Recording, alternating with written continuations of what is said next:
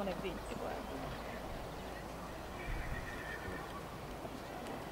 Korjataan vielä edellinen tulos. Tomas Kiviranta Karakas, virheitä onkin 12 ensimmäisestä vaiheesta ja aika 69.41.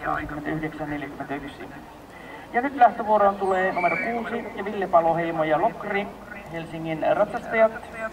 Valmistautuu Mette Jensen ja Susanna Kankaansivu.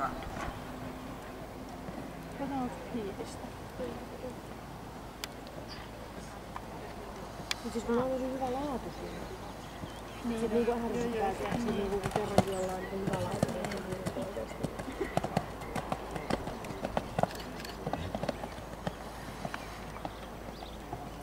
Lokri on Ruuna, sen isä on Liberato, emä Katria ja emän isä Kalandro Nelonen. Hevosen omistavat Tanja ja Ville Paloheimo ja kasvattaja on Lideni Siia.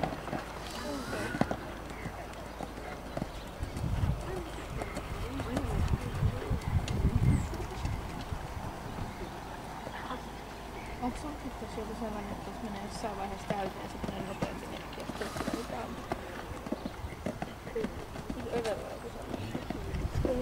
Se on niinku iltaisin iltaa, kun se sisältyy siihen maksuun. Siis mulla on niinku rajaton. Niin rajaton. Joo, mutta sit siitä alkaa, että se sanoo, että jos se menee yli.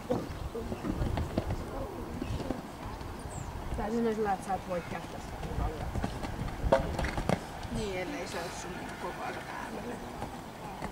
Mä sammutan sitä siitä, että se jää niinku akkioon. Niin, ja niin. Tai mä sammutan sen 3G-verkko. Se vie paljon. Se 74 se. Ville Paloheimo ja Lokri harmittavasti yliaikaa ensimmäisessä vaiheessa, josta tulee 1 virhepiste.